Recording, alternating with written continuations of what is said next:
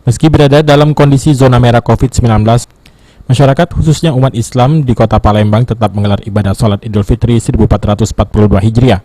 Namun, masyarakat yang datang ke masjid tetap dengan standar protokol kesehatan serta dijaga ketat oleh aparat keamanan guna menghindari terjadinya kerumunan saat pelaksanaan ibadah. Taqabbalallahu minna wa minkum, taqabbal ya karim, pemirsa PAL TV dimanapun Anda berada, kami ucapkan selamat Hari Raya Idul Fitri 1 Syawal 1442 Hijriah. Mohon maaf lahir dan batin.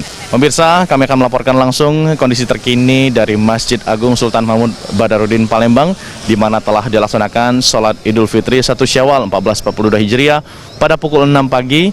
Dan setelah dilakukan sholat Idul Fitri, tidak ada aktivitas tambahan, kemudian masjid langsung ditutup, mengingat ini adalah mengantisipasi terjadinya kedatangan ataupun masyarakat yang berbondong-bondong ingin berdatangan mengunjungi Masjid Agung Palembang.